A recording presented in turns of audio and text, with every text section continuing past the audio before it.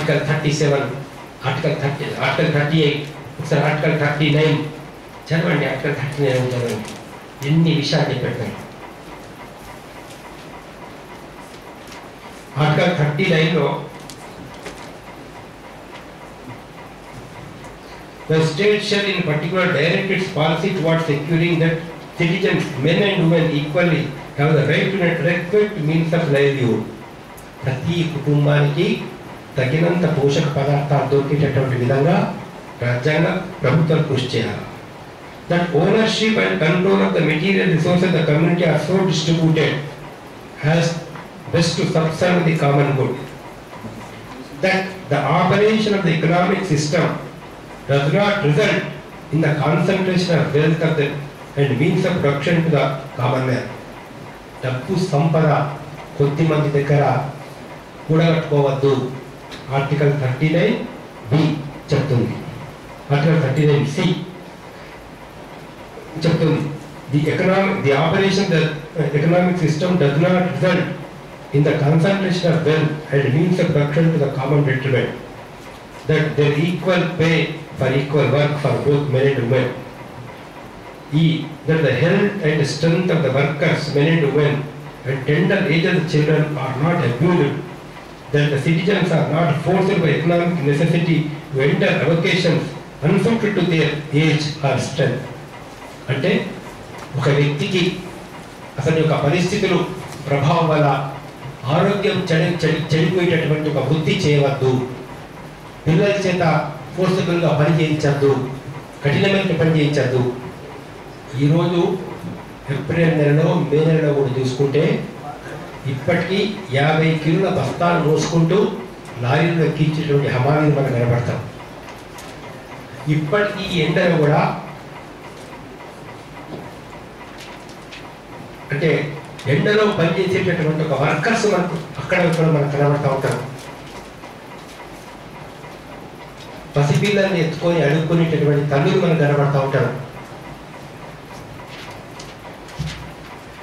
So ఎలాంటి వాస్తవ పరిస్థితులు ఏంటిది, మన రాజ్యాంగం చెప్తున్నటువంటి ఒక విషయాలు ఏంటిది. అందుకే మిత్రులారా ఏంటంటే ఒక అవకాశం ఆలోచించాల్సిన అవసరం వాళ్ళు ఏర్పడ్డది.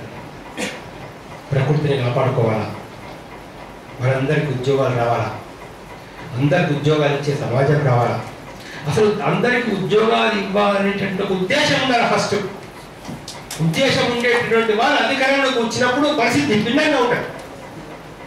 పరిస్థితి అంతా ఎట్లా ఉందంటే ఇప్పుడు అంటే చాలా బాధాకరంగా చెప్పాల్సినటువంటి ఒక పరిస్థితి ఏమి ఏర్పడిందంటే, అవినీతి అనేది ఏ దశలో ఉండేదనంటే, అవినీతి అనేది ఎగ్జిక్యూషన్లో జరిగేది. ఒకప్పుడు ఎగ్జిక్యూషన్ అంటే ఒక బ్రిడ్జ్ కట్టడానికి 50 కోట్లు మంజూరు అవుతాయి.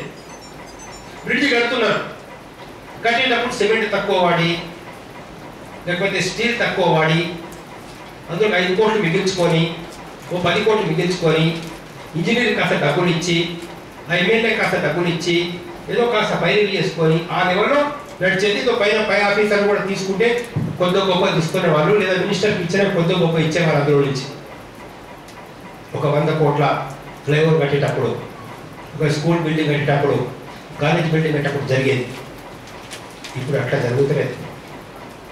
ఎట్లా జరుగుతుందంటే, ఈ ప్రాజెక్ట్ కట్టాలా, ఎంత ఎకరాలు లెక్కేసినావు, ఇంజనీర్ చీఫ్ ఇంజనీరు, ఇంకో ఇంజనీరు ఎంత ఎకరాలు లెక్కేసినావు అంటే, సార్ ఇది 12,000 కోట్లు అయింది సార్ లెక్కలేసినాం. ఎక్కడ చదువుకున్నావు ఇంజనీరు? నీకు ఇంజనీరింగ్ వస్తా చదువుకోవడం? వస్తా నీకు లెక్కలు? అడబెట్టుకో, అడబెట్టి మీ అసిస్టెంట్ పంపి ఇక్కడ బెల్లు కొట్టి ఇక్కడ చాంబర్లోకి వెళ్ళి, ఇక మన ఫోన్స్ కాంట్రాక్టర్ ఉంది కదా, వాళ్ళ మనుషులు వచ్చినారు, వాళ్ళ ఎస్టిమేషన్ తీసుకురమ్మని తీసుకొస్తారు. గవర్నమెంట్ వాడు 12,000 కోట్లకు లెక్కేస్తే, వాడు 18,000 కోట్లు 20,000 కోట్లు వేస్తే అది మొత్తం ఫైల్ తీసుకొచ్చి దీని మీద గవర్నమెంట్ ఇంజనీర్ దీని మీద సంతకం పెట్టి సీరియస్ తీసుకురండి అంటే ఎస్టిమేషన్ ఇచ్చేటప్పుడు ఏ ప్లాన్ అన్న planning sketch గీసేటప్పుడే corruption.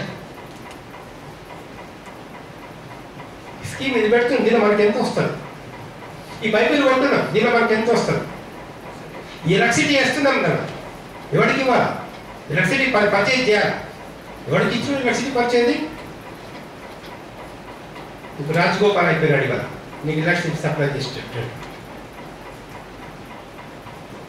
Parliament member ఉండే కదా లగడపాటి రాజగోపాల్. ఇప్పుడు ఎవరెవరికైనా కాంట్రాక్ట్ ఇస్తున్నాం మనం. ఇప్పుడు ఎవరైతే ఆంధ్ర దొంగలని నమ్మో, ఎవరైతే కడపడు వచ్చి దోచుకున్నాడని చెప్పినామో, ఇవాళ అన్ని పైపుల కంపెనీ యొక్క కాంట్రాక్టర్లు కానీ మిగతా వాళ్ళు కానీ అక్కడే వాళ్ళే వస్తున్నారు 99% మంది. మేము చెప్పాం సార్, మిషన్ కాకతీయ చాలా మంచి కార్యక్రమం. చెరువులో కాస్త నీళ్ళు వస్తాయి, చెరువులో కాస్త బాగుంటుంది, అందులో కూడా కరప్షన్ జరగకూడదు. ఊరికే జేసీబీ పెట్టి తవ్విస్తున్నారు, ఎంత తవ్వించారో ప్రాపర్ లెక్కలు ఉండవు. దానికి ఏం చేయాలంటే ఒక గ్రామ కమిటీ వేయండి,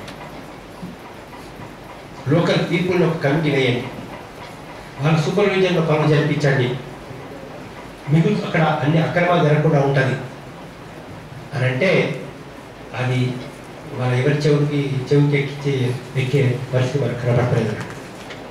అందుకని ఏంటంటే ఇక్కడ ప్రధానమైనటువంటి సమస్య మన దేశంలో అవినీతి అనేది ఉన్నంత వరకు ఒక రకంగా చెప్పాలంటే కుండకు చిల్లి పడ్డట్లే. కుండకు చిల్లి పడి పైనుంచి ఎంత శ్రామికులు శ్రమ చేసినా, రైతులు కష్టపడ్డా, ప్రజలు కష్టపడ్డా, మేధావులు ఆలోచించినా, టెక్నీషియన్స్ ఆలోచించినా, అందరం తయారు చేసి ఎన్ని పాలు ఆ కుండలో పోసినా కూడా కుండలో మట్టుకు పాలు ఉండవు, కిందికే పోతాయి, వాళ్ళ తిజోరీలకే పోతాయి, వాళ్ళ బ్యాంక్ అకౌంట్లకే పోతాయి, వాళ్ళ ఖాతాలను జమ అవుతాయి, వాళ్ళ బిల్డింగ్లకే పోతాయి, వాళ్ళకు ఉండేటటువంటి ఫారం హౌస్లలో ఉండే అంతర భూగర్భాలలో ఉండేటటువంటి ఒక గదులకే ఆ సంపద అంతా చేరుకొని పోతుంది. అది ఇటుకల పాలైనా ఇంకోటైనా ఇంకో దగ్గరకైనా ఆ ఫారం హౌస్ కింద ఉండేటటువంటి గదులకే మొత్తం బంగారము వెండి సంపద అంతా కూడా తన్నుకొని పోతుంది ఈ దేశం లోపల. కాబట్టి ఏంటంటే తీవ్రంగా ఆలోచించాల్సిన విషయం ఏమిటంటే దేశాన్ని ప్రేమించేవారు. ఈ మధ్యకాలంలో ఆ దేశభక్తి అనేటువంటి ఒక, మీరు అనుమతిస్తే కాసేపు కూర్చొని మాట్లాడతాం. ఈ దేశంలో ఈ మధ్యకాలంలో అనేటువంటి ఒక పెద్ద సమస్య ఏంటంటే దేశభక్తి అనేటటువంటి సమస్య వచ్చింది. నిజంగా దేశం మీద భక్తి ఉన్న వాళ్ళు ఎవరికి, మాకు చాలా చాలా చాలా కొత్త వాళ్ళు వస్తున్నారు. ఇప్పుడు మాకంటే దేశభక్తి మాకంటే దేశభక్తి మాకు ఉందని చెప్పి మాట్లాడుతున్నారు.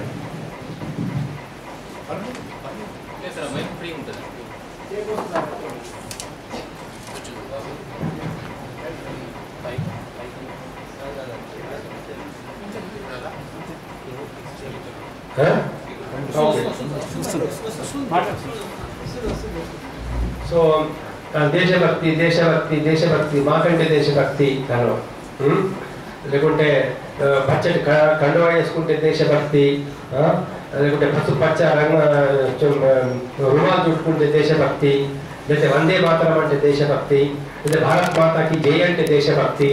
ఇట్లా కొత్త నినాదాలన్నీ కూడా వస్తున్నాయి. చాలా మంచిదే. భారత మాతకి జై అనడానికి మనమేం వ్యతిరేకం కాదు, లేకపోతే భారతదేశానికి జై అనడానికి వ్యతిరేకం కాదు. దేశం సమైక్యంగా ఉండాలా, సమగ్రంగా ఉండాలని కోరుకోవడానికి వ్యతిరేకం కాదు. కానీ ఫస్ట్ సమస్య ఏంటంటే దేశం